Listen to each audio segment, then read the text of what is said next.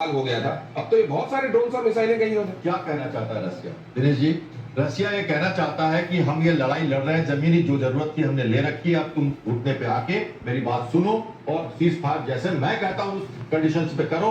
और आपका पूरा एयर स्पेस अब मेरा है, पूरा जेलेंस्की का एयर स्पेस अब मेरा है।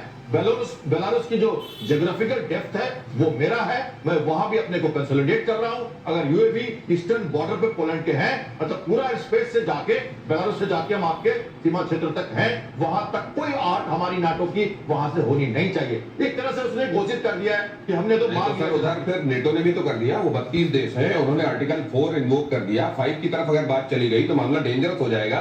क्या ये भी दिखाई दे रहा है आपको? ये तो मीटिंग हो रही है ना, यहाँ मीटिंग हो रही है और वो चुप भी हो गए, उसके बाद कुछ कह भी नहीं रहे।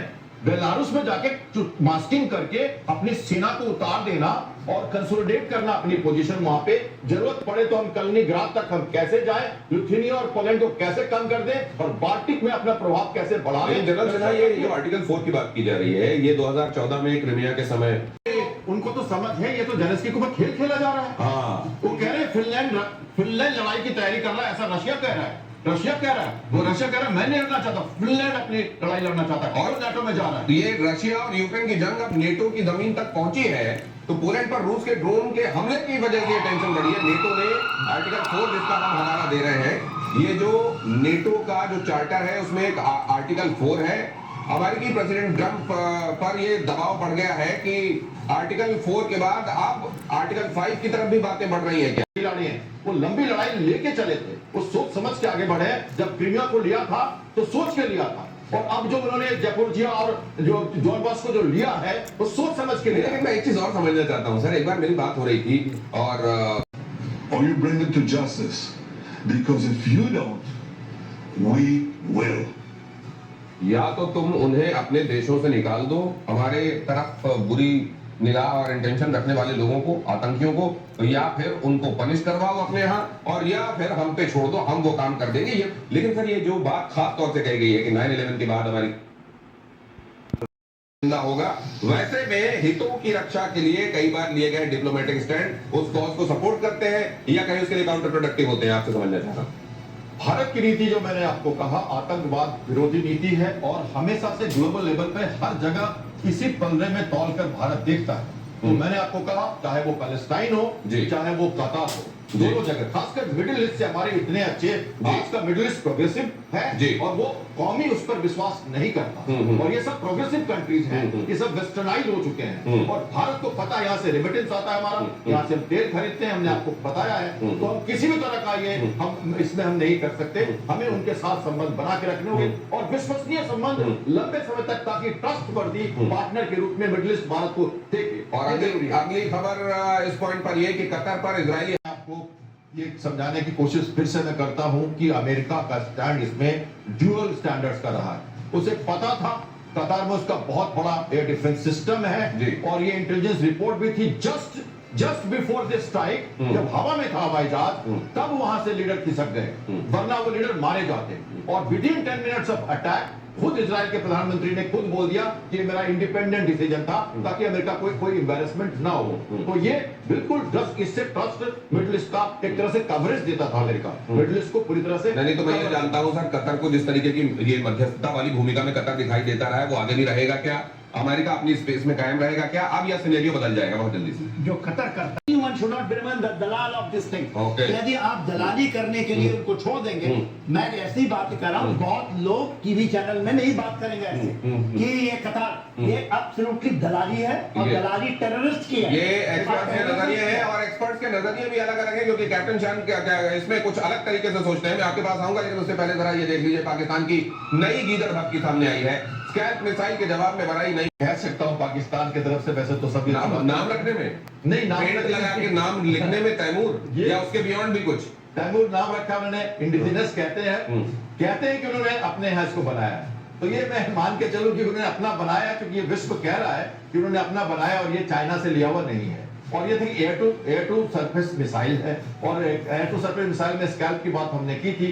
तो स्कैल्प के तुलना में इसको कहा जाए तो कहते तो इसकी 600 किलोमीटर की रेंज की मिसाइल है, ये हल्की मिसाइल है। और JF-17 में इसका इंटीग्रेशन वो कर रहे हैं, अगले साल तो इसको लाएंगे। JF-17 के साथ इसका इंटीग्रेशन होने का कुछ मकसद है और उसके साथ भारत के लिए एक खतरा बनता है और एशिया के लिए खतरा बनता है, क्योंकि ये सी स्कीमिंग मिसाइल है, नैपोपार्क मिसाइल है, जमीन के बिल्कुल सतह के पास, समुद्र के सतह के पास जाके हवा से लॉन्च करने पे ये 300 किलोमीटर तक आपके किसी भी टारगेट को मार सकती है, चाहे मैं ये कह रहा इंफ्रास्ट्रक्चर हूं हो। और सर- सबसे बड़ी बात समझिए, समुद्र सर ठीक है, समुद्र की प्रॉब्लम लेकिन है। ये जो है इन्होंने इस मिसाइल को, ऐसे मिसाइल को लेके मैं उड़ा हूं लगातार, सीगल मिसाइल के साथ खेला हूं मैं। हाँ। 0.8 मैक की थी, 0.7 मैक की मिसाइल से। एयर टू सरफेस मिसाइल की स्पीड जनरली इसी रेंज पर होती हाँ। है, क्योंकि इनका उपयोग दूसरे तरह से होता ठीक है, है। सरफेस टू सरफेस फायरिंग में नहीं होता। सी में इनके पास JF-17 के साथ इनका इंटीग्रेशन नहीं हुआ है, इसलिए हमारी फ्लीट 40 किलोमीटर पे बैठी थी।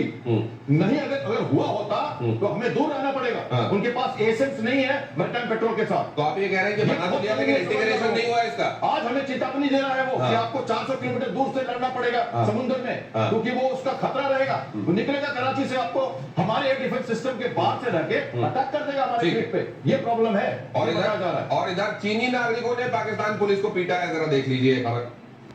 सेना के साथ रणनीति, मुनीर को बुलाना, उनको लंच कराना और शहबाज शरीफ को बाईपास करना। और चाइना की नीति देखिए, कृषि क्षेत्र, खनन, लॉन्ग टर्म, PRS, संस्कार, कल्चर, इम्बेडमेंट इन पाकिस्तान, लॉन्ग टर्म इम्बेडमेंट। अमेरिका कभी भी यूटर्न ले लेगा और हमारे साथ भी ले लेता है, तो ये बात ध्यान से रखनी है। वो ड्रोन लगा रहा है वहां पे और चाइना पे नजर रखने की कोशिश कर रहा है पाकिस्तान में जाके। खनन वगैरह एक और मुद्दा है, कुछ और भी देख रहा है अमेरिका, वो अपनी व्यापारिक नीति से चलता है। तो ये आप जो कह रहे हैं ना, दिखा रहे हैं दर्शकों को, इस पर ध्यान देना है कि चाइना लंबे समय से जुड़ा हुआ है पाकिस्तान में। अमेरिका अभी घुसा है, अंदर नहीं घुसता था पाकिस्तान में। हालांकि हम कहते हैं उनकी मिसाइल्स ये वो सब, लेकिन सवाल ये है कि क्या चाइना की जो अभी तक उसने नजदीकी को एंजॉय किया है, क्या उससे भी जाएगा? कैप्टन शाह, और देखिए, ये जहाज बेहतरीन जहाज था। वैसे तो उन्होंने इसको 5 जनरेशन के लिए बनाया था, लेकिन इसके जो कुछ जो इसकी खामियां थी, उस कारण से इसको F-20 या F-35 के साथ या F-22 रैप्टर जो है उसके साथ कंपेयर नहीं कर पा रहे थे।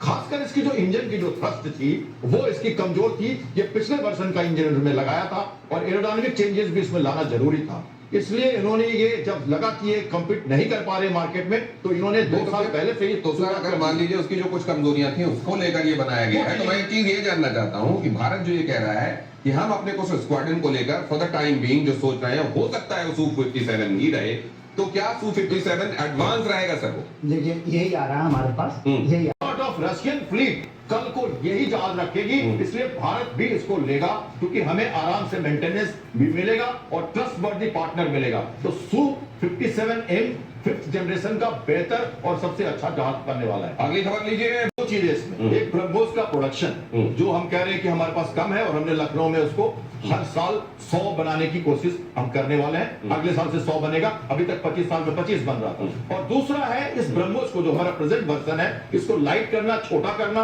और सी, एयर और लैंड से तीनों से इसको बनाना, इसकी स्पीड अच्छी करना और इसकी कैपेबिलिटी बढ़ाना। तो एनजी जो है नेक्स्ट जनरेशन जो है, ये अगले 2 साल में जिसकी टेस्ट फ्लाइट 25 के अंत तक करने वाले थे, अगले साल शुरू हो जाएगी। तो दोनों दो चीजें, एक प्रोडक्शन बढ़ाना और रशिया इसको खरीदेगा, हम फिलीपींस को भी देने जा रहे हैं तीसरी बैटरी, और एक्सपोर्ट मॉडल इसका हम देख रहे हैं। और दूसरी बात, इसके जनरेशन को आगे बढ़ाना। तो जो दूसरा बात है वो हमें वो मिसाइल देगा जो हमारे लिए बहुत देखा जाना चाहिए। एक आपकी जब एससीओ में गई थी वो, तो हमने कहा था कॉस्मेटिक वर्क है, और वो बाहर नहीं आई पब्लिक पे, एम्बेसी के अंदर रुकी और किसी के साथ पब्लिक उन्होंने कोई भी बातचीत नहीं की। और वो एक तरह से कॉस्मेटिक था उनका, एक कि आपको उनको एक तरह से एक कहते हैं ना उसको कि चलिए प्रभाव में लाओ, लोगों को दिखाओ और एक एडवर्टाइज कराओ उसको। तो आप ये कह रहे हैं कि इनको आखिरकार सत्ता दी नहीं जाएगी? बहुत आदमी है कहना ये, लेकिन जैसा करें, एशियन कंट्री है, नॉर्थ कोरिया को सब जानते हैं, क्लोज स्टेट है और इतनी ज्यादा वहां पे पकड़ है लोगों की, तो उसमें एक वुमेन को एक्सेप्ट करना एज ए प्रेसिडेंट और हेड ऑफ द स्टेट। पर हाँ, आज का पढ़ाई भी उन्होंने वही की है, पैडल नहीं रही है, वो बाहर गई भी नहीं है। शायद प्यार मिल जाए लोगों का उनको, क्योंकि उन्होंने वेस्टर्नाइज नहीं किया अपने को, तो लोग मानने लगे। और ये वहां पर एक ही शासन चला है, तो लोग शायद एक्सेप्ट कर लें। और हंगरी में कच्चे तेल के बड़े भंडार की खोज